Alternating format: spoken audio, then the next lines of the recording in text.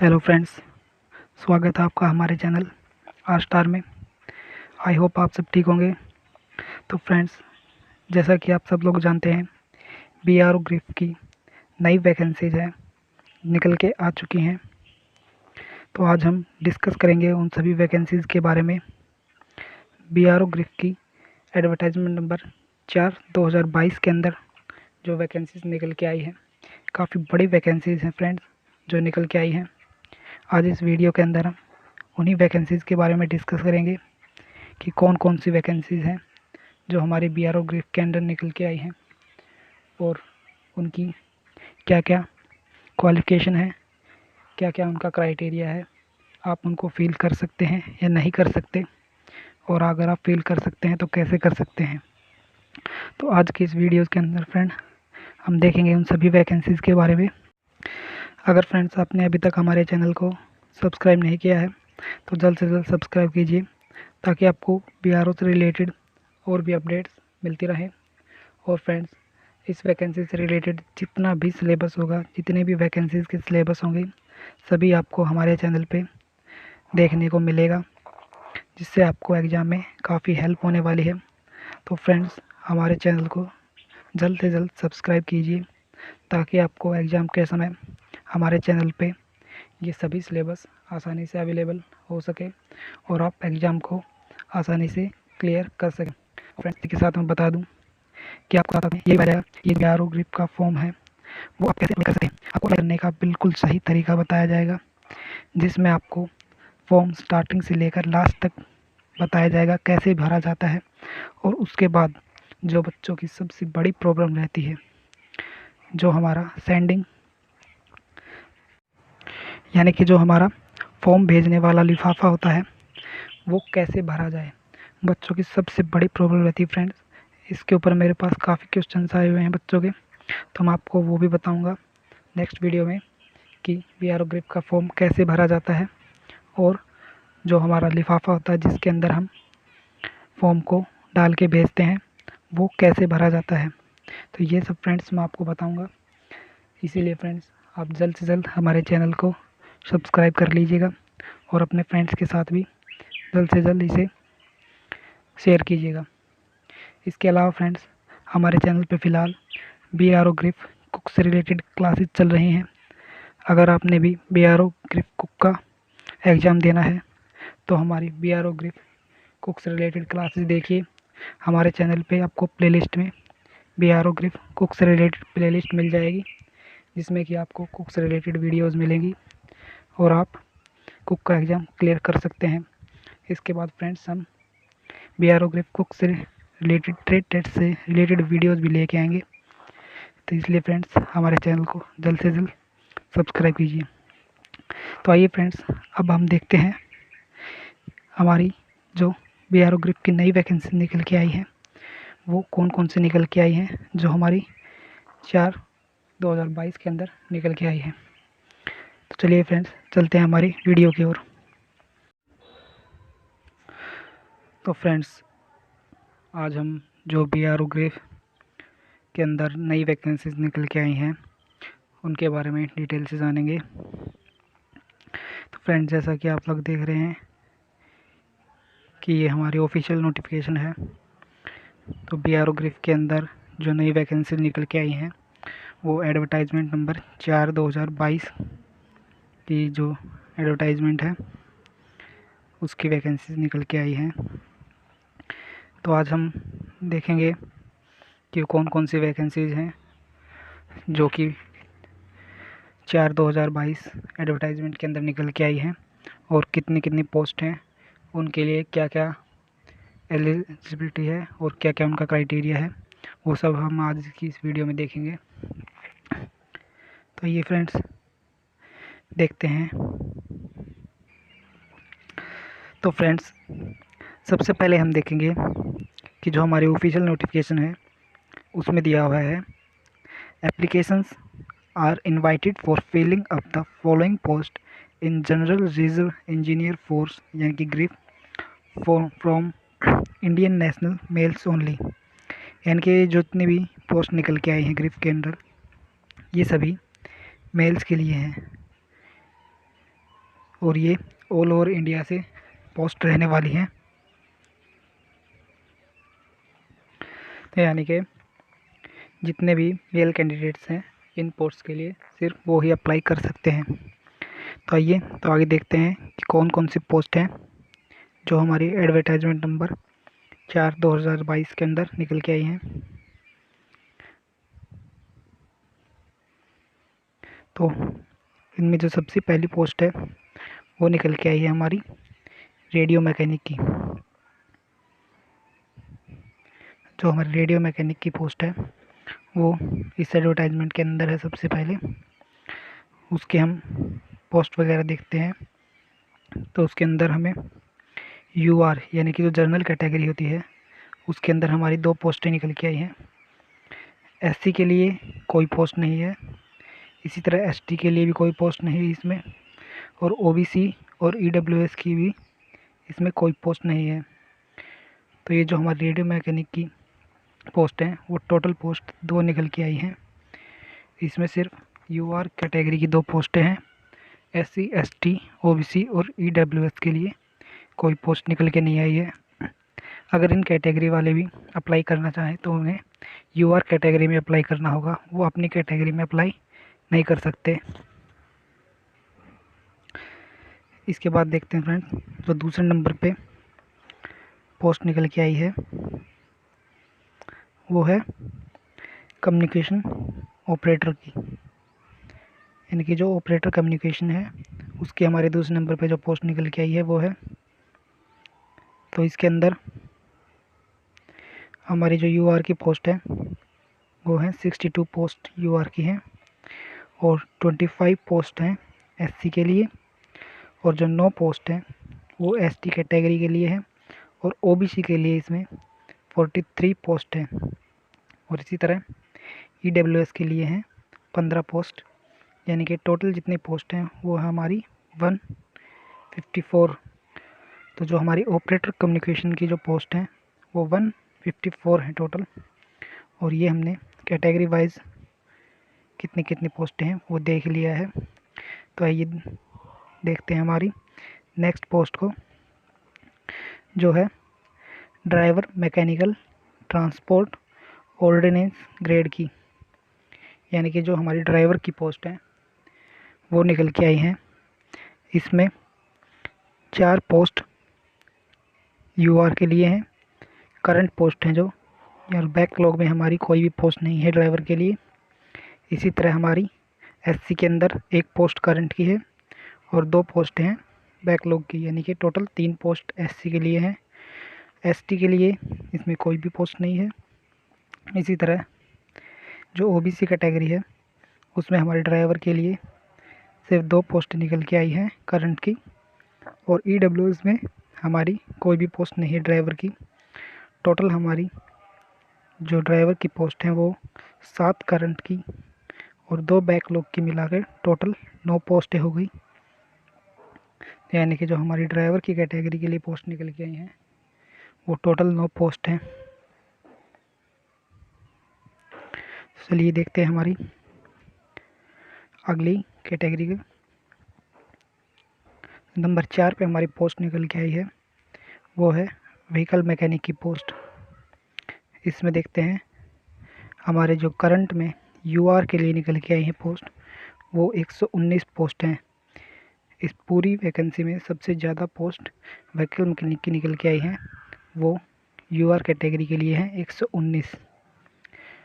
इसी के साथ एससी के लिए 36 पोस्ट निकल के आई हैं, एसटी के लिए निकल के आई हैं 14 पोस्ट, और ओबीसी के लिए 43 करंट और 1 बैकलॉग के मिला के टोटल 44 पोस्ट जो हैं वो ओबीसी के लिए निकल के आई हैं। इसी के साथ ईडब्ल्यूएस के लिए सिर्फ 23 पोस्ट निकल के आई हैं। तो जो हमारी टोटल पोस्ट है व्हीकल मैकेनिक की वो 235 करंट और 1 बैकलॉग की मिला के 236 हो जाते हैं।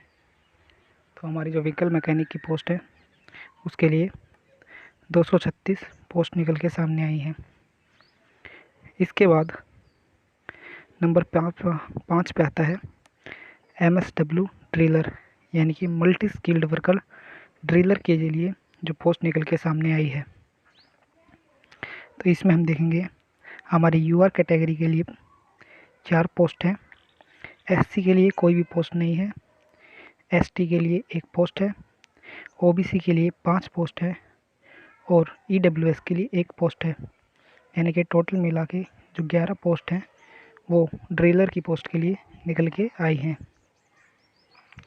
इसके बाद जो नंबर 6 पे पोस्ट निकल के आई है वो है MSW मेसन, यानी कि मल्टी स्किल्ड वर्कर मेसन के लिए। इसमें यूआर कैटेगरी के लिए जो पोस्ट निकल के आई हैं वो हैं 52 करंट और बैकलॉग की मिला के। उसके बाद जो एससी कैटेगरी के लिए हैं वो 26 टोटल पोस्ट है, 25 करंट के और 1 बैकलॉग का। एसटी कैटेगरी के लिए टोटल 5 पोस्ट हैं और ओबीसी के लिए इसमें 34 पोस्ट करंट की हैं और 18 पोस्ट बैकलॉग की, यानी कि टोटल 52 पोस्ट हैं जो मैसन के लिए निकल के आई हैं। इसके बाद ईडब्ल्यूएस के लिए सिर्फ 14 पोस्ट है और टोटल मैसन के लिए जो पोस्ट है वो 49 है। फ्रेंड्स, तो ये हमारी पोस्ट थी मैसन के लिए। देखते हैं हमारी नेक्स्ट पोस्ट किस चीज़ के लिए निकल के आई है। जो हमारी नेक्स्ट पोस्ट है वो है MSW पेंटर के लिए। पेंटर में यूआर के लिए कोई भी पोस्ट नहीं है। एससी के लिए 2 पोस्ट है। एसटी के लिए 1 पोस्ट, ओबीसी के लिए 2 पोस्ट है और ईडब्ल्यूएस के लिए कोई भी पोस्ट नहीं है। तो जो हमारी जितनी टोटल 5 पोस्ट हैं जो पेंटर के लिए निकल के आई हैं। इसके बाद जो हमारी अगली पोस्ट है वो है MSW मैथ्स वेटर की। तो हमारी जो मैथ्स वेटर के लिए पोस्ट निकल के आई है वो है 1 पोस्ट जो कि यूआर कैटेगरी के लिए है। एससी कैटेगरी के लिए कोई पोस्ट नहीं है। एसटी के लिए भी कोई नहीं है। ओबीसी के लिए भी कोई नहीं है और ईडब्ल्यूएस के भी कोई नहीं है। तो जो टोटल पोस्ट है वो सिर्फ 1 है MSW मैथ्स वेटर के लिए, जो कि हमारी 4/2022 के अंदर निकल के आई हैं। तो अब इनका टोटल देखा जाए तो जनरल कैटेगरी के लिए हमारी टोटल 244 पोस्ट है। 92 हमारी एससी कैटेगरी के लिए हैं सभी पोस्ट को मिला के। 30 हमारी एसटी के लिए है और 148 ओबीसी के लिए है। 53 हमारी ईडब्ल्यूएस के लिए है। तो जितनी टोटल पोस्टें हैं वो है 567, यानी 567 पोस्ट एडवर्टाइज नंबर 4/2022 के अंदर निकल के सामने आई हैं। तो फ्रेंड्स, ये थी हमारी 4/2022 के अंदर निकली हुई सभी पोस्ट। अब आगे हम डिस्कस करेंगे कि इनका क्या क्या क्राइटेरिया है, कौन कौन इनको भर सकते हैं और इनके एग्ज़ाम में क्या क्या आएगा, सिलेबस क्या क्या है, इनकी क्वालिफ़िकेशन क्या क्या है। तो आइए फ्रेंड्स देखते हैं आगे। तो फ्रेंड्स, अब हम इन पोस्ट की एज लिमिट की बात करते हैं। तो जो हमारी रेडियो मैकेनिक की पोस्ट है उसके लिए हमारी जो एज क्राइटेरिया रखा गया है वो है 18 to 27 ईयर्स, यानी कि 18 से 27 साल के बीच के जो कैंडिडेट्स हैं वो इस फॉर्म को फिल कर सकते हैं।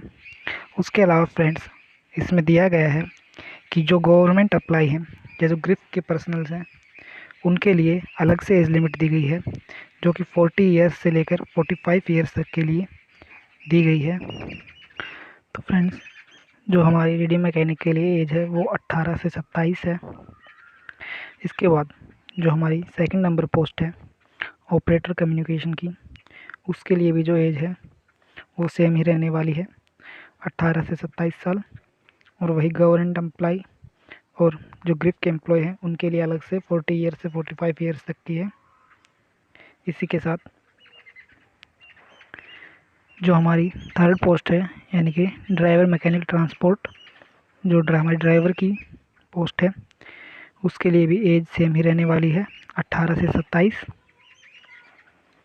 इसके बाद अगली पोस्ट है जो है व्हीकल मैकेनिक की, उसके लिए भी पोस्ट सेम ही रहने वाली है, 18 से 27 साल। और उसके बाद जो हमारी ड्रिलर की पोस्ट है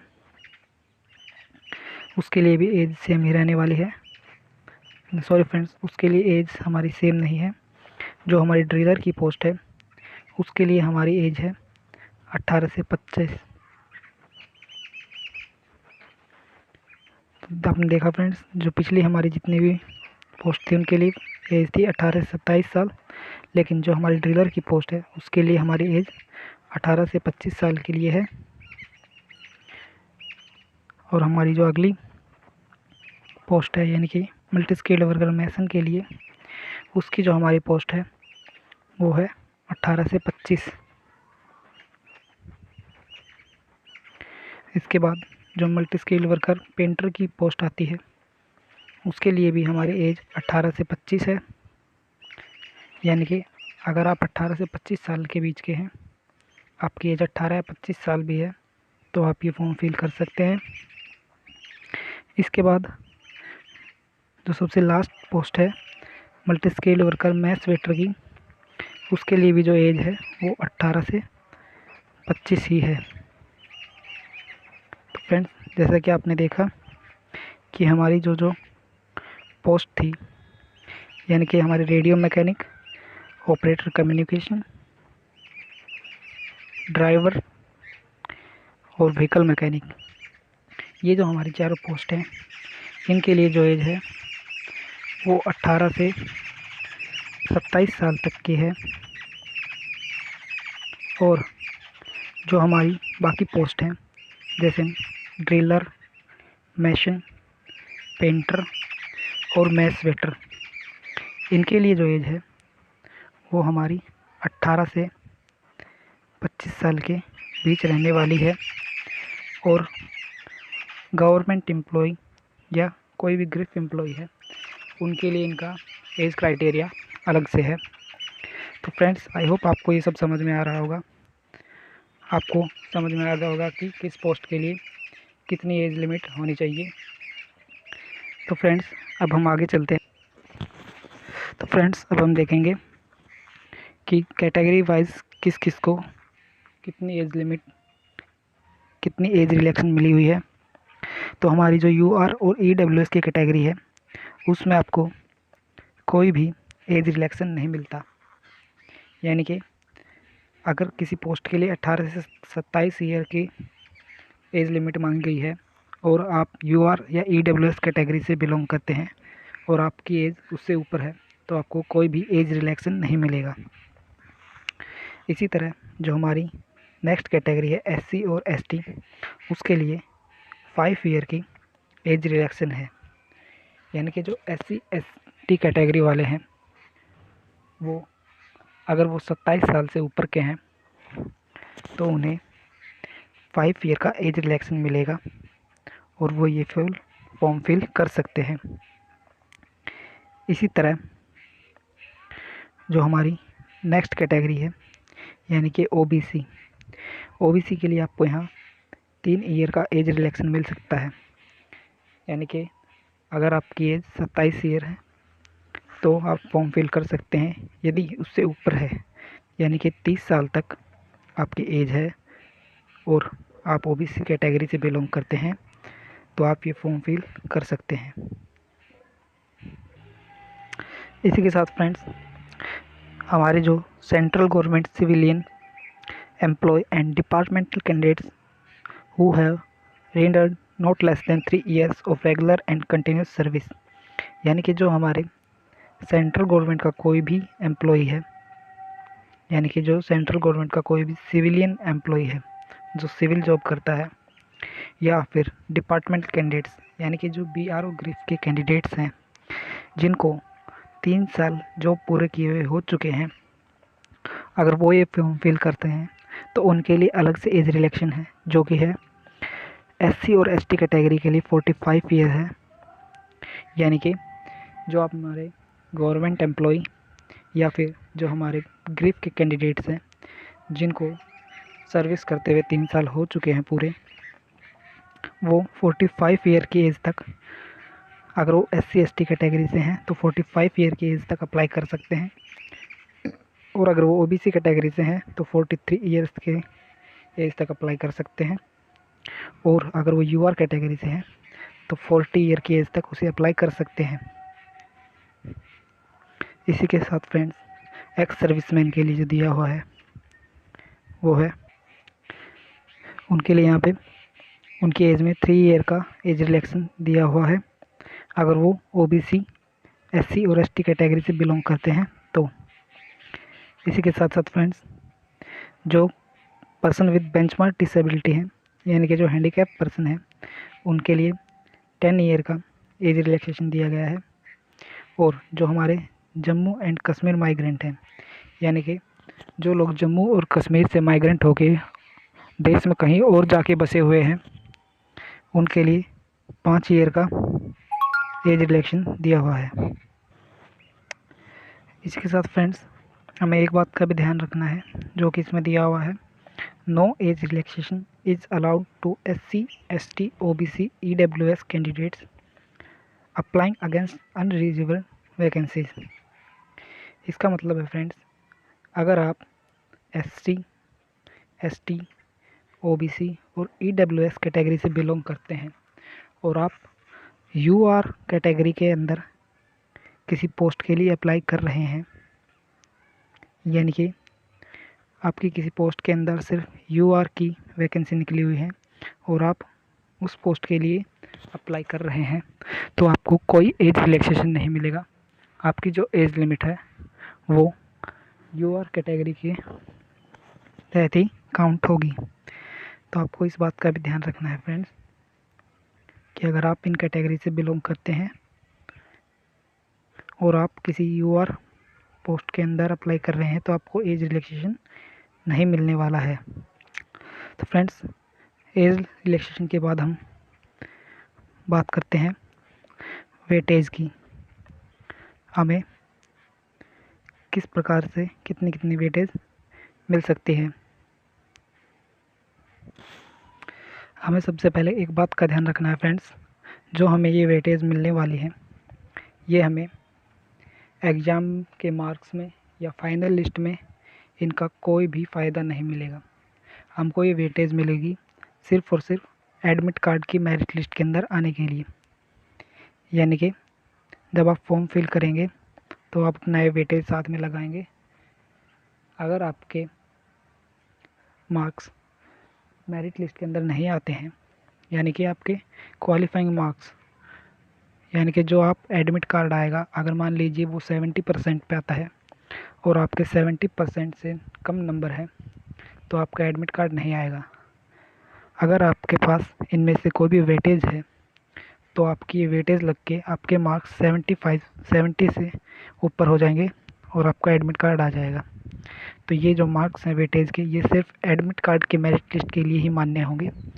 इसके बाद ना ही ये मार्क्स आपके एग्ज़ाम में जुड़ेंगे, ना ही फाइनल मेरिट लिस्ट के अंदर ये मार्क्स जुड़ेंगे। तो आइए फ्रेंड्स देखते हैं। सबसे पहले है सन ऑफ सर्विंग या retired grief personnel such concession to only one son, यानी कि जो ग्रीफ पर्सन का, जो हमारा कोई भी ग्रीफ पर्सनल है, यानी कि जो ग्रीफ में लगा हुआ है, उसका अगर सन है, हमारा कोई भी ग्रीफ पर्सनल, वो इस समय सर्विस या रिटायर होना चाहिए, या तो इस समय सर्विस में हो या फिर रिटायर हो, उसका कोई भी सन है तो उसे 15% के वेटेज मिलेगी। लेकिन इसमें आपको देखना है, इसमें दे रखा है सच कंसेशन टू ओनली वन सन, ये सिर्फ एक ही को मिलेगा। यानी कि अगर कोई भी ग्रीफ पर्सनल है, उसके 2 सन हैं और वो दोनों ही इस पोस्ट के लिए अप्लाई कर रहे हैं, तो उनमें से किसी एक को ही इस वेटेज का फ़ायदा मिलेगा, उन दोनों को इसका फ़ायदा नहीं मिलेगा। तो ये बात ध्यान में रखनी है। इसके बाद अगर आपके पास एनसीसी सर्टिफिकेट है तो आपको 10% का वेटेज मिलेगा। इसके लिए आपके पास एनसीसी की सी ग्रेड सर्टिफिकेट होनी चाहिए, जिससे आपको 10% वेटेज मिलेगी। उसके बाद आपके पास अगर एनसीसी बी सर्टिफिकेट है तो आपको 5% की छूट इसमें मिलेगी।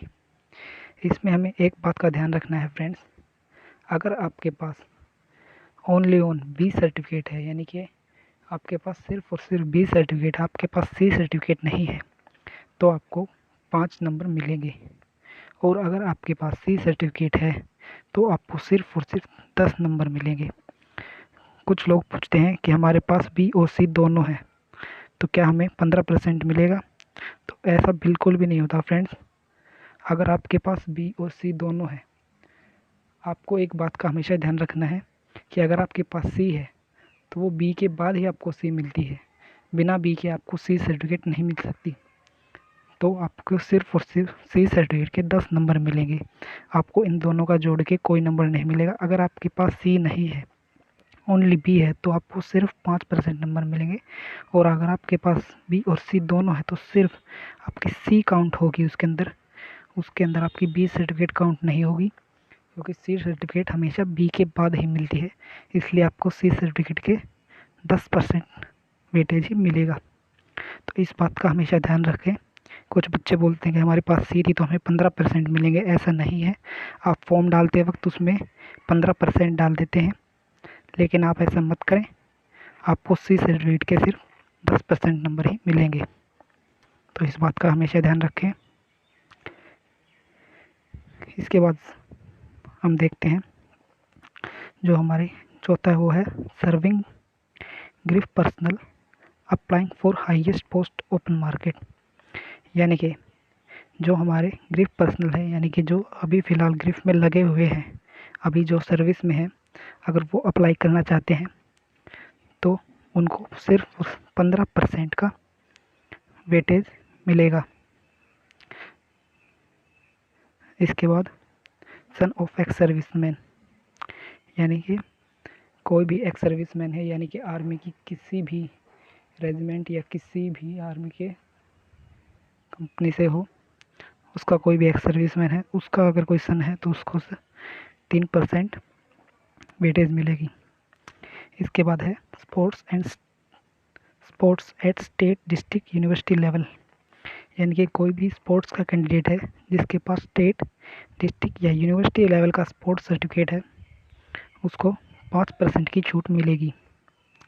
इसके बाद है कैजुअल पेड लेबर, यानी कि CPL, यानी कि अगर आप BRO ग्रिफ के अंदर CPL के थ्रू लगे हुए हैं तो आपको 10% का वेटेज इसमें मिलेगा।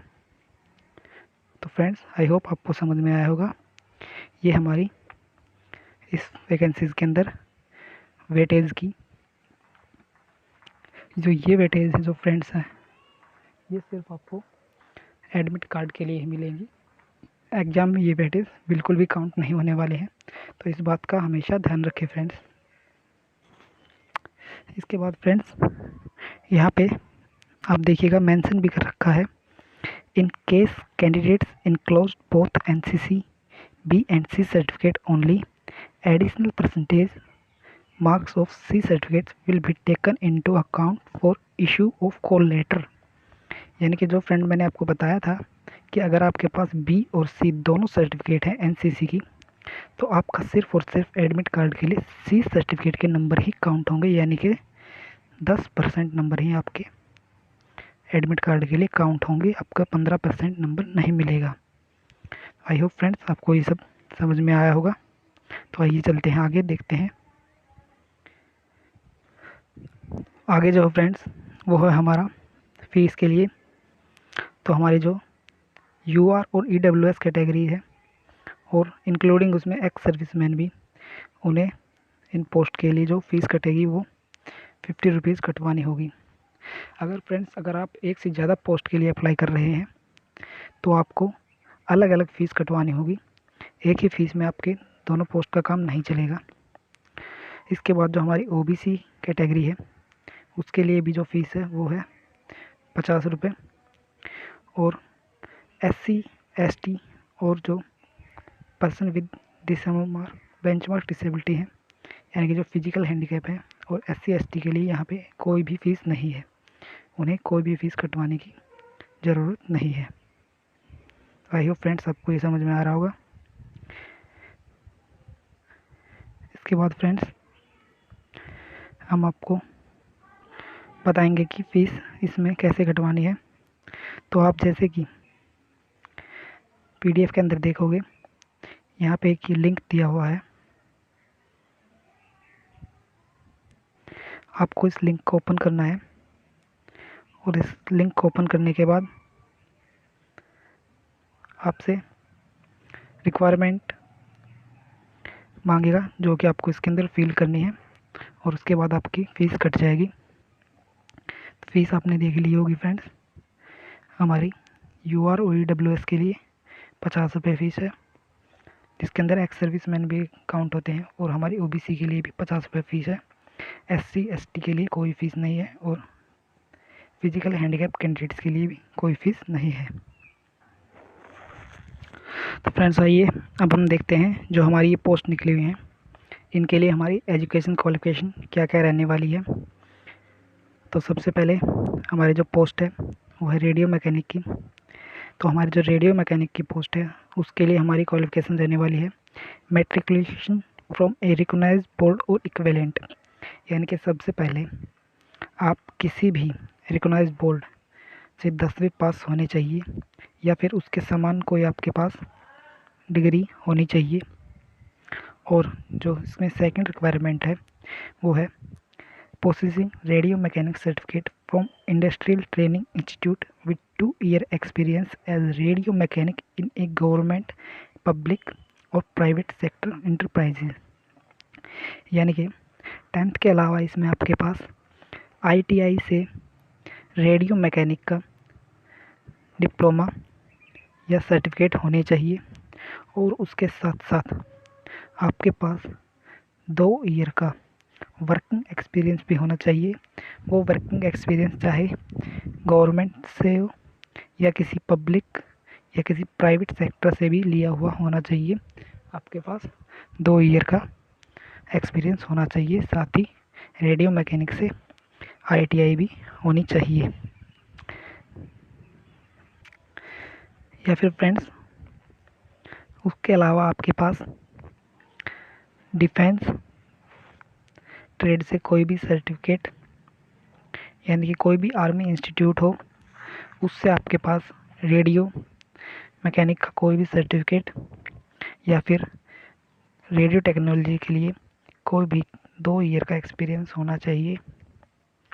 और उसके अलावा friends having passed class 1 course for wireless operator and keyboard as laid down in defence service regulation from office of records of centre और सिमिलर एस्टेब्लिशमेंट ऑफ डिफेंस। इसके अलावा अगर आपके पास ये एक्सपीरियंस नहीं है फ्रेंड्स, तो आपके पास वायरलेस ऑपरेटर और कीबोर्ड ऑपरेटर के किसी भी डिफेंस सेक्टर से, किसी भी डिफेंस सर्विस में अगर आपने काम किया है एज ए रेडियो ऑपरेटर या कीबोर्ड, तो आपको ये पोस्ट के लिए आप अप्लाई कर सकते हैं फ्रेंड्स। तो आई होप फ्रेंड्स आपको इसके एजुकेशन क्वालिफिकेशन समझ में आए होंगे। तो चलिए हमारे चलते हैं नेक्स्ट पोस्ट की तरफ, जो कि है ऑपरेटर कम्युनिकेशन। तो हमारी ऑपरेटर कम्युनिकेशन के लिए जो क्वालिफिकेशन रहने वाली वो है मैट्रिकुलेशन, यानी कि 10th ही हमारी इसके लिए भी क्वालिफिकेशन रहने वाली है। उसके अलावा processing wireless operator of radio mechanic certificate from industrial training institute, यानी कि आपको ITI से रेडियो मैकेनिक या फिर वायरलेस ऑपरेटर का सर्टिफिकेट होना चाहिए। उसके साथ वही आपके पास, अगर आपके पास ITI से सर्टिफिकेट नहीं है तो आपके पास किसी भी आर्मी इंस्टीट्यूट या सिमिलर डिफेंस इंस्टीट्यूट से ही रेडियो टेक्नोलॉजी की सर्टिफिकेट होनी चाहिए, या फिर किसी भी डिफेंस इंस्टीट्यूट से 2 ईयर का आपके पास एक्सपीरियंस होना चाहिए वायरलेस ऑपरेटर का। तो ये हमारी ऑपरेटर कम्युनिकेशन के लिए क्वालिफिकेशन रहने वाली फ्रेंड्स। अगर आपके पास ये कोई क्वालिफिकेशन है तो आप इसके लिए अप्लाई कर सकते हैं। इसके बाद फ्रेंड्स हमारी जो थर्ड पोस्ट है वो है ड्राइवर मैकेनिकल ट्रांसपोर्ट की। इसके लिए आपके पास मैट्रिकुलेशन होनी चाहिए, यानी कि 10th होनी चाहिए। उसके बाद आपके पास a heavy motor vehicle licence होना चाहिए, यानी कि 10th के साथ साथ आपके पास जो heavy motor vehicle driving licence है वो कंपलसरी होना चाहिए। उसके बाद having pass class third course for driver plant mechanical transport as laid down in defence service regulation qualification regulation of soldiers from office और रिकॉर्ड्स और सेंटर्स और similar establishment of defence. या फिर फ्रेंड्स आपके पास किसी भी डिफेंस सेक्टर या किसी डिफेंस ऑफिस में ड्राइवर का कोर्स या उसका कोई भी एक्सपीरियंस होना चाहिए, तो आप ड्राइवर के लिए अप्लाई कर सकते हैं। नॉर्मली फ्रेंड आपके पास 10th और हैवी मोटर व्हीकल होना चाहिए, तो आप ड्राइवर के लिए अप्लाई कर सकते हैं। इस बार ड्राइवर के लिए कोई भी एक्सपीरियंस नहीं मांगा गया है फ्रेंड्स, तो आपके पास सिर्फ और सिर्फ motor vehicle heavy motor vehicle driving licence होना चाहिए, तो आप ड्राइवर के लिए अप्लाई कर सकते हैं।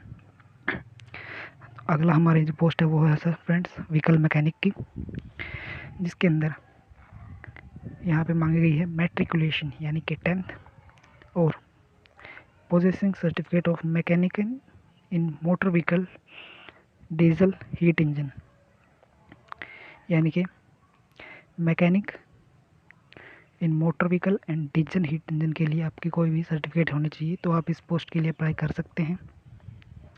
इसके अलावा फ्रेंड्स आपके पास होनी चाहिए possessing certificate of mechanic in internal communication engine tractor from industrial training institute of equipment, यानी कि आपके पास ITI से mechanic in internal communication engine या फिर ट्रैक्टर की इंडस्ट्रियल ITI से पास सर्टिफिकेट होनी चाहिए या उसकी कोई इक्विवेलेंट सर्टिफिकेट हो, तो भी आप इसके लिए अप्लाई कर सकते हैं। और चौथा वही है फ्रेंड्स, किसी भी डिफेंस ऑफिस या उसके समान किसी भी ऑफिस से आपके पास कोई एक्सपीरियंस हो तो आप अप्लाई कर सकते हैं। इसके बाद है friends multi skill worker driller के लिए, तो ड्रिलर के लिए भी हमारे पास मैट्रिकुलेशन 10th होनी चाहिए। उसके बाद should qualify in proficiency test in the trade to be conduct by the Border Road Organisation, यानी कि जो BRO के द्वारा ट्रेड टेस्ट ड्रिलर के लिए जो ट्रेड टेस्ट करवाया जाएगा उसमें क्वालिफाई होना चाहिए। और should qualify physical test as per Border Road Organisation guidelines, और जो BRO के द्वारा ड्रिलर का फिजिकल टेस्ट करवाया जाएगा वो भी क्वालिफाई होना चाहिए। उसके बाद should meet physical and medical standard as per Border Road Organisation, BRO के जो मेडिकल और फिजिकल स्टैंडर्ड हैं उस पर भी उसे पूरा करना होगा। यानी कि जो हमारी ड्रिलर की पोस्ट है उसके लिए आपको सिर्फ और सिर्फ 10th की ज़रूरत है और ड्रिलर के काम का थोड़ा बहुत ज्ञान होना चाहिए। इसके लिए आपको कोई भी ITI या किसी वर्क एक्सपीरियंस की कोई ज़रूरत नहीं है फ्रेंड्स। तो आप ड्रिलर के लिए अगर आपके पास 10th है और ड्रिलर का थोड़ा बहुत भी एक्सपीरियंस है काम करने का, तो आप अप्लाई कर सकते हैं। उसके बाद है friend multi skilled worker mason के लिए, तो हमारी जो मेशन की पोस्ट है उसके लिए भी सबसे पहले आपको मैट्रिकुलेशन एंड 10th पास होना ज़रूरी है। उसके अलावा आपके पास ITI से मेशन का डिप्लोमा या सर्टिफिकेट होना बहुत ही ज़रूरी है। वो आपका चाहे SCVT से हो या NCVT से हो, आपके पास मेशन का सर्टिफिकेट होना चाहिए ITI से। तीसरा जो है फ्रेंड वो है कि आप किसी भी डिफेंस सर्विस या किसी भी डिफेंस के ऑफिस के अंदर आपने अगर मेशन का कार्य किया है तो उसका एक्सपीरियंस होना चाहिए, तो आप मेशन के लिए अप्लाई कर सकते हैं। और जो सबसे लास्ट है वो है should meet physical and medical standard as per border line organisation guidelines, यानी कि जो BRO मेशन के लिए फिजिकल और मेडिकल कंडक्ट कराएगा उसमें आपको पास होना ज़रूरी है। तो आप फ्रेंड्स मैसन के लिए अप्लाई कर सकते हैं। इसके बाद है मल्टी स्किल्ड वर्कर पेंटर की पोस्ट। इसके लिए भी आपको 10th होना ज़रूरी है और आपके पास पेंटर से ITI का सर्टिफिकेट होना ज़रूरी है, चाहे वो NCVT का हो या SCVT का हो या फिर आपके पास किसी भी डिफेंस ऑफिस वगैरह में 2 साल का पेंटिंग कोर्स या एक्सपीरियंस हो तो भी आप अप्लाई कर सकते हैं। इसके बाद है फ्रेंड्स हमारा multi skilled worker mess waiter के लिए। तो हमारा जो multi skilled worker mess waiter है उसके लिए आपको 10th पास होना ज़रूरी है और should qualify in proficiency test in the trade to be should conduct by order organisation. यानी कि जो मैस वेटर के लिए ट्रेड टेस्ट होगा उसमें क्वालिफाई होना ज़रूरी है और उसको फिजिकल टेस्ट भी क्वालिफाई करना ज़रूरी है और जो फिजिकल और मेडिकल स्टैंडर्ड है वो भी उसे पूरे करने होंगे मैथ्स वेटर के लिए। तो फ्रेंड्स ये थी हमारी इन पोस्ट के लिए एजुकेशन क्वालिफिकेशन। अगर आपके पास ये क्वालिफिकेशन है तो आप इन पोस्ट के लिए अप्लाई कर सकते हैं। आई होप आपको ये सब समझ में आई होगी। हम आपको बताएंगे कि आपको फॉर्म किस प्रकार से अप्लाई करना है। काफ़ी बच्चे ठीक प्रकार से फॉर्म अप्लाई नहीं करते जिसकी वजह से उनका फॉर्म डिस्क्वालीफाई हो जाता है। आज के इस वीडियो में हम आपको बताएंगे कि फॉर्म किस प्रकार से भरना चाहिए ठीक प्रकार से। तो फॉर्म भरने का सही तरीका है वह कौन सा है जिससे आपका फॉर्म 100% आएगा अगर आप एडमिट कार्ड की मेरिट लिस्ट में आते हैं तो आइए फ्रेंड्स चलते हैं आगे और देखते हैं हमारा इन पोस्ट के लिए क्या क्या सिलेबस है जो रहने वाला है। तो सबसे पहले हमारी पोस्ट है रेडियो मैकेनिक की। रेडियो मैकेनिक के लिए हमारा जो सिलेबस है वो है क्वेश्चन ऑन इलेक्ट्रॉनिक सर्किट्स। यानी कि जो इलेक्ट्रॉनिक सर्किट्स है उनके ऊपर क्वेश्चन आएंगे। Operating and maintenance of wireless equipment. यानी कि जो वायरलेस इक्विपमेंट्स हैं जो हमारे रेडियो मैकेनिक से संबंधित इक्विपमेंट्स हैं उनके ऊपर क्वेश्चन आएंगे। उनसे ऑपरेटिंग संबंधित operating of switchboard up to 10 lines, charging and operation of batteries, principle of radio mechanical. इसके बाद नॉलेज ऑफ मोर्स कोड और सबसे लास्ट है हमारा जनरल नॉलेज। तो यानी कि जो हमारी रेडियो मैकेनिक है उसके लिए हमारा ये सिलेबस आएगा। फ्रेंड्स ये पूरा सिलेबस आपको हमारे चैनल पे अवेलेबल कराया जाएगा। जो हमारी एडवर्टाइजमेंट नंबर 4/2022 के अंदर जितनी भी वैकेंसीज़ हैं उन सब का सिलेबस आपको हमारे चैनल पे करवाया जाएगा। तो फ्रेंड्स ज़्यादा से ज़्यादा हमारे चैनल को शेयर कीजिए और हमारे चैनल को जल्द से जल्द सब्सक्राइब कीजिए। इसी के साथ अभी रिसेंटली जो BRO ग्रेड कुक का एग्ज़ाम होने वाला है उसका सिलेबस भी हमारे चैनल पर करवाया जा रहा है। BRO कुक के नाम से हमने चैनल में अलग से प्लेलिस्ट बना रखी है। आप लोगों ने अगर वो फॉर्म भी अप्लाई कर रखा है तो वहाँ जाएं और हमारे BRO ग्रेड कुक की प्लेलिस्ट से वीडियोस को देखें जो कि आपके कुक के एग्ज़ाम के लिए काफ़ी इम्पोर्टेंट रहने वाली हैं। उन वीडियोस से आपका काफ़ी लगभग एग्ज़ाम आ जाएगा फ्रेंड्स। तो फ्रेंड्स चलिए चलते हैं आगे, बात करते हैं हमारी नेक्स्ट पोस्ट के लिए जो है ऑपरेटर कम्युनिकेशन की। इसके अंदर जो हमारा सिलेबस रहने वाला है वो है inspection of telecommunication equipments. यानी कि जो टेली कम्युनिकेशन इक्विपमेंट्स हैं उनका inspection, maintenance and repair of telecommunication equipments.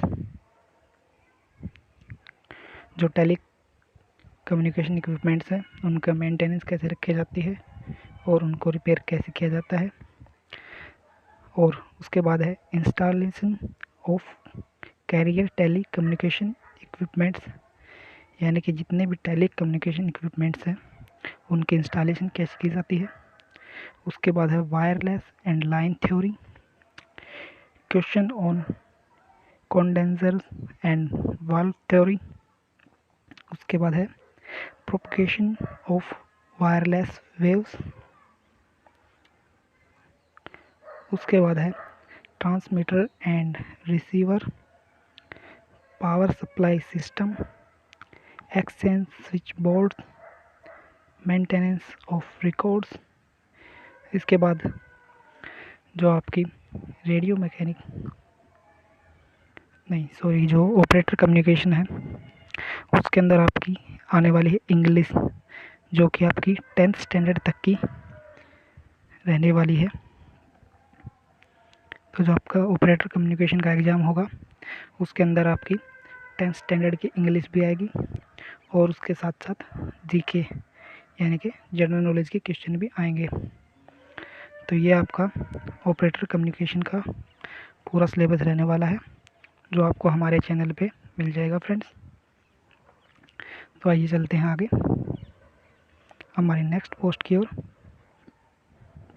जो कि है driver mechanical transport ordnance grade की, यानी कि ड्राइवर की ही।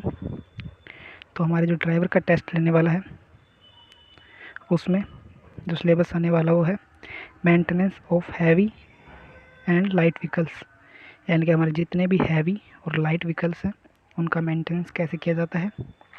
Use of oils and lubricants, यानी कि जितने भी ऑयल्स और लुब्रिकेंट यानी कि तरल पदार्थ हैं जो व्हीकल्स में यूज़ होते हैं उनका यूज़ कैसे किया जाता है। डेली पीरियोडिक चेकिंग, यानी कि जो व्हीकल्स की चेकिंग होती है डेली और पीरियोडिक उनको कैसे किया जाता है। Tyre rotation, road science, traffic rules, use of tools और general knowledge.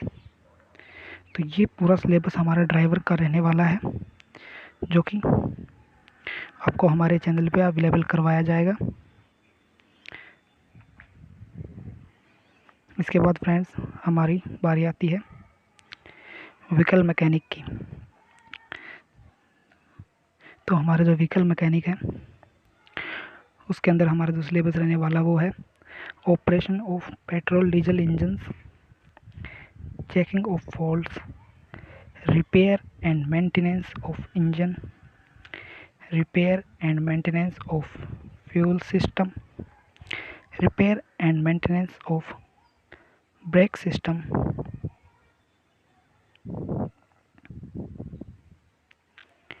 And repair and maintenance of clutch system, repair and maintenance of chassis.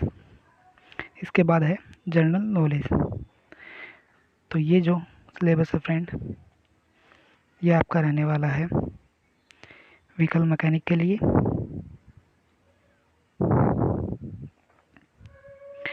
Vehicle mechanic के अंदर आपके इससे रिलेटेड इन टॉपिक से रिलेटेड ही सारा एग्ज़ाम आएगा, जो कि एग्ज़ाम के टाइम हम आपको हमारे चैनल पे ये पूरा सिलेबस प्रोवाइड करवाएंगे फ्रेंड्स। इसके बाद फ्रेंड्स हमारी जो नेक्स्ट पोस्ट है वो है मल्टी स्किल्ड वर्कर ड्रिलर की। तो उसके लिए जो आपका टेस्ट होगा उसमें सिलेबस आएगा वो है operation and maintenance of rock drill, यानी कि जो पत्थर तोड़ने वाली ड्रिल होती हैं बड़ी वाली ड्रिल उनके ऑपरेशन और उसको मेंटेन कैसे किया जाता है। Operation of maintenance of hydraulic jack equipments, यानी कि जो हाइड्रोलिक जैक इक्विपमेंट्स हैं उनको कैसे इस्तेमाल किया जाता है और उनको मेंटेन कैसे किया जाता है। उसके बाद है नॉलेज ऑफ ड्रिल बिट्स, यानी कि जो ड्रिलिंग मशीन की बिट्स होती हैं उनकी नॉलेज होनी चाहिए। पीरियोडिक चेकिंग ऑफ इक्विपमेंट्स की चेकिंग की नॉलेज होनी चाहिए। Questions on oils and lubricants, safety precaution और जनरल नॉलेज। तो ये हमारा मल्टी स्किल्ड वर्कर ड्रिलर के लिए सिलेबस रहने वाला है जो काफ़ी आसान है फ्रेंड्स। इसके बाद हमारा अगली जो पोस्ट है वो है मल्टी स्किल्ड वर्कर मैशन के लिए। तो हमारे जो मैसन की पोस्ट के लिए सिलेबस रहने वाला है वो है question on concrete and concrete mixing. जो कंक्रीट होती है उस पर क्वेश्चन आएंगे, और कंक्रीट मिक्सिंग पे। ब्रिक्स या स्टोन मेसनरी वर्क, पत्थर और ईंटों के जो मेसनरी वर्क होते हैं, जो चिनाई का कार्य होता है, उस पर क्वेश्चन आएंगे। Pier and arches. इसके बाद डिफरेंट टाइप्स ऑफ फ्लोर्स।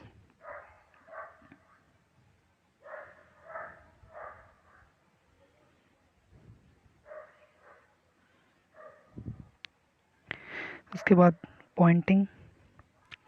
उसके बाद है different type of cement, mortar and is use. उसके बाद है प्लास्टरिंग। फिर है use of staking and stirring.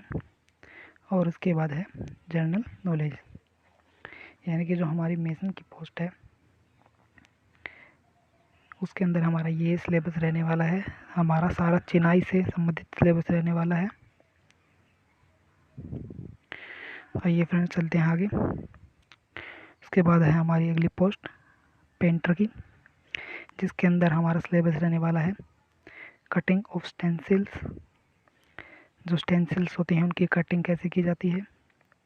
Letter writing of English and Hindi alphabets and numerical of specific size, यानी कि जो हिंदी और इंग्लिश के लेटर होते हैं उनकी राइटिंग कैसे होती है।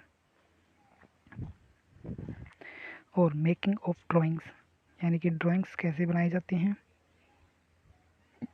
इसके बाद है questions on painting, polishing, varnishing of would, यानी कि पेंटिंग, पॉलिशिंग और जो वार्निशिंग होती है लकड़ी की, उसके ऊपर क्वेश्चन आएंगे।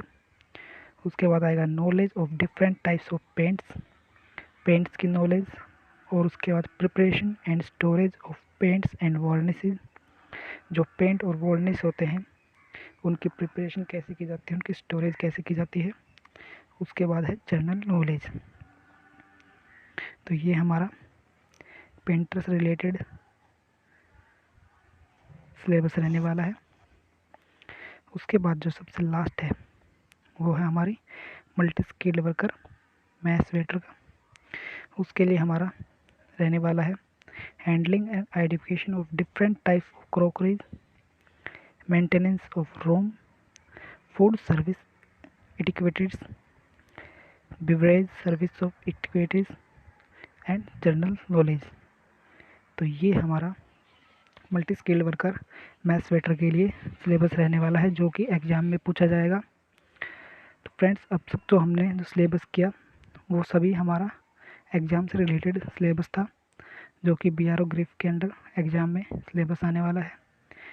इसके बाद फ्रेंड्स हम देखेंगे कि जैसे ही आपका एग्ज़ाम पास होगा तो उसके लिए आपको ट्रेड टेस्ट के लिए बुलाया जाएगा, जिस पोस्ट के अंदर ट्रेड टेस्ट होगा। तो अब हम डिस्कस करेंगे हमारे ट्रेड टेस्ट का सिलेबस।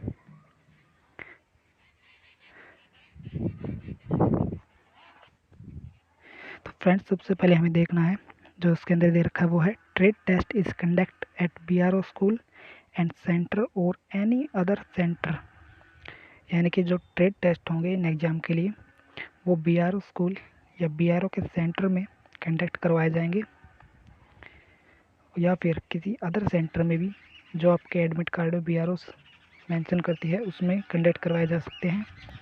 उसके बाद minimum 40% marks are required to qualify and is applicable for following post only.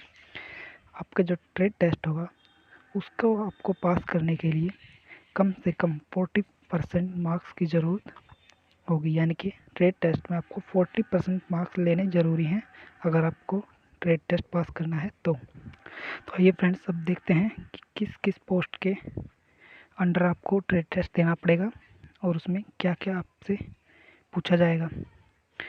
लगभग तो फ्रेंड्स जितनी भी पोस्ट है इसमें सभी के लिए ट्रेड टेस्ट कंपलसरी है।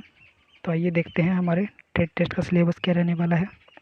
सबसे पहले हमारी जो पोस्ट है वो है ऑपरेटर कम्युनिकेशन की, जिसके लिए हमारा जो ट्रेड टेस्ट का सिलेबस रहने वाला वो है आइडेंटिफिकेशन ऑफ इक्विपमेंट्स, यानी कि इक्विपमेंट्स को पहचानना, यूज ऑफ स्टैंडर्ड इक्विपमेंट्स का यूज कैसे किया जाता है, माइनर ट्रबल शूटिंग, यानी कि अगर इक्विपमेंट्स में कोई छोटी मोटी खराबी आए तो उसको ठीक कैसे किया जाता है। Electrical connection required wiring,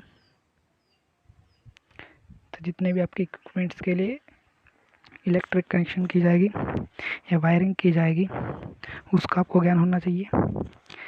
generator, power brake knowledge operation, यानी कि आपको थोड़ा बहुत जनरेटर और आपके इक्विपमेंट्स का पावर बैक नॉलेज या उनको इस्तेमाल करने का ज्ञान भी होना चाहिए। तो ये सब आपसे ऑपरेटर कम्युनिकेशन की ट्रेड टेस्ट में करवा के देखा जाएगा फ्रेंड्स। इसके बाद फ्रेंड्स जो नेक्स्ट है वो है ड्राइवर मैकेनिकल ट्रांसपोर्ट की। उसमें आपका ट्रेड टेस्ट जो होगा उसमें आपसे करवा के देखा जाएगा। Manoeuvring of slope without sleeping, यानी से आपसे गाड़ी चलवा के देखी जाएगी एक स्लोप के ऊपर, आपको बिना गाड़ी को स्लिप किए स्लोप पर चढ़ाना है। उसके बाद है driving of vehicles on A driving track 8, यानी कि आपको एक 8 के शेप का ट्रैक दिया जाएगा। जैसा कि आपको पता होगा ड्राइवरी में 8 के शेप का ट्रैक होता है, उस पर आपको गाड़ी चला के दिखानी होती है।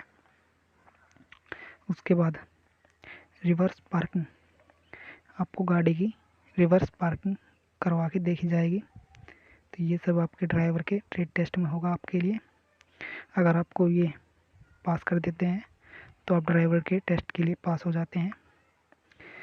उसके बाद फ्रेंड्स हमारी अगली जो पोस्ट है वो है व्हीकल मैकेनिक की। व्हीकल मैकेनिक के लिए आपको जो ट्रेड टेस्ट होगा उसमें होगा आपका identification of engine parts, engine part के पहचानना, identification of parts of transmission system, identification of parts of fuel system. उसके बाद identification of different lubricants oils. उसके बाद आइडेंटिफिकेशन ऑफ टूल्स इक्विपमेंट्स। तो ये आपका व्हीकल मैकेनिक का ट्रेड टेस्ट होगा, उसके अंदर आपका ये सिलेबस आएगा। उसके बाद है हमारी नेक्स्ट पोस्ट जो है मल्टी स्किल्ड वर्कर ड्रिलर के लिए।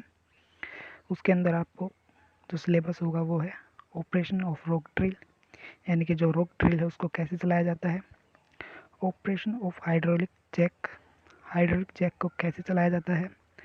Identification of parts of equipments, जो पार्ट और इक्विपमेंट्स हैं ड्रिल से संबंधित उनका आइडेंटिफिकेशन। तो ये हमारा ड्रिलर का ट्रेड टेस्ट का सिलेबस रहने वाला है फ्रेंड। उसके बाद हमारी जो नेक्स्ट पोस्ट है वो है मल्टी स्किल्ड वर्कर मशीन की, जिसके लिए हमारा ट्रेड टेस्ट होगा।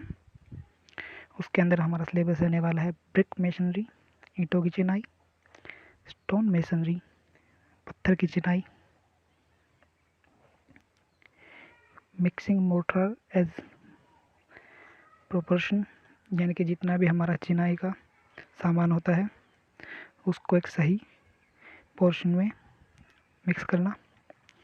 यूज़ ऑफ वाइब्रेटर्स, यानी कि जो वाइब्रेटर होता है जो छत डालते समय इस्तेमाल किया जाता है उसका use. Erecting knowledge of shuttering, curing procedure, ये सब आपका मेसन के अंडर सिलेबस रहने वाला है जो आपसे ट्रेड टेस्ट में करवा के देखा जाएगा फ्रेंड्स। इसके बाद है मल्टी स्किल्ड वर्कर पेंटर के लिए। इसमें जो आपसे ट्रेड टेस्ट में करवाया जाएगा वो है मिक्सिंग ऑफ पेंट्स, यानी कि पेंट को मिक्स करवा के देखा जाएगा। Preparation of surface for painting, painting करने से पहले जो सरफेस है उसको तैयार करवा के देखा जाएगा। इसके बाद है पॉलिशिंग और वैनिशिंग, आपको किसी भी सतह पर पॉलिश या वैनिश करवा के देख सकते हैं। Identification of brushes as per use, brushes की पहचान करवाई जाएगी इस्तेमाल के हिसाब से। रिमूवल ऑफ ओल्ड पेंट, जो ओल्ड पेंट होता है उसको उतरवा के देखा जाएगा। तो ये फ्रेंड्स हमारा पेंटर के लिए ट्रेड टेस्ट है। अगर आप ये सब करने में कामयाब रहते हैं तो आप इन पोस्ट के लिए अप्लाई हो सकते हैं। इसके बाद है फ्रेंड्स हमारी अगली पोस्ट मेस वेटर की, जिसके लिए आपका ट्रेड टेस्ट होगा, उसमें होगा beverage serving attitudes, food serving etiquettes, use of different types of crockery cutlery. उसके बाद है laying out a dining table for various occasion, preparing of bed, identification of food beverage. तो ये सब आपको मैथ्स वेटर की ट्रेड स्केल में करवा के देखा जाएगा फ्रेंड्स। आई होप आपको ये सारा सिलेबस समझ में आया होगा। अगर आप इन पोस्ट के लिए अप्लाई कर रहे हैं तो आप इन सभी ट्रेड्स के लिए इस पूरे सिलेबस को याद करें। आपको फ्रेंड्स ये पूरा सिलेबस हमारे चैनल पे मिल जाएगा। और फ्रेंड्स जो ये वैकेंसी निकल के आई है, इसकी अप्लाई करने की जो लास्ट डेट है वो है 13 फरवरी, और ये फॉर्म ऑफलाइन ही अप्लाई होंगे फ्रेंड्स। आई होप फ्रेंड्स मेरे द्वारा दी गई ये पूरी इन्फॉर्मेशन आपको समझ में आई होगी। अगर आप इन सभी क्वालिफिकेशन को क्वालिफाई करते हैं तो आप इन पोस्ट्स के लिए अप्लाई कर सकते हैं फ्रेंड्स। अगर आपके पास ये सभी क्वालिफिकेशन है तो आप इन पोस्ट के लिए ज़रूर अप्लाई कीजिएगा। और अगर आपका एडमिट कार्ड आता है तो फ्रेंड्स आपको ये पूरा सिलेबस, इन सभी पोस्ट से रिलेटेड जितना भी सिलेबस है वो आपको हमारे चैनल पे पढ़ने को मिल जाएगा फ्रेंड्स। इसी के साथ फ्रेंड्स अभी हमारे चैनल पे BRO ग्रिफ कुक से रिलेटेड सिलेबस दिया जा रहा है। आप हमारी कुक की वीडियोस को देखिए, आपको कुक के एग्ज़ाम में काफ़ी हेल्प मिलेगी। उसके बाद फ्रेंड्स हम आपको कुक से रिलेटेड ट्रेड टेस्ट के लिए भी क्लासेस देंगे, जिससे कि आपको कुक से रिलेटेड ट्रेड टेस्ट में काफ़ी हेल्प मिलेगी फ्रेंड्स अगर आपने अभी तक हमारे चैनल को सब्सक्राइब नहीं किया है तो जल्द से जल्द हमारे चैनल को सब्सक्राइब कीजिए और हमारी सभी वीडियोस को लाइक कीजिए। हम आपके लिए BRO ग्रिफ से रिलेटेड सभी जानकारी जल्द से जल्द लेके आते रहेंगे फ्रेंड्स। आई होप आपको ये वीडियो समझ में आई होगी। और फ्रेंड्स नेक्स्ट वीडियो में मैं आपको बताऊंगा कि BRO ग्रिफ का जो फॉर्म होता है वो कैसे अप्लाई किया जाता है। काफ़ी बच्चों के क्वेश्चन रहते हैं कि BRO ग्रिफ का फॉर्म कैसे अप्लाई करें। अप्लाई करते समय बच्चों से काफ़ी गलतियां हो जाती हैं, जो कि हम उस फॉर्म में बताएंगे कि आपको वो फॉर्म सही तरीके से कैसे भरना है। तो इसके लिए फ्रेंड्स हमारे चैनल से जुड़े रहें। अगर अब तक हमारे चैनल को सब्सक्राइब नहीं किया है तो जल्द से जल्द सब्सक्राइब कीजिए। Thank you friends.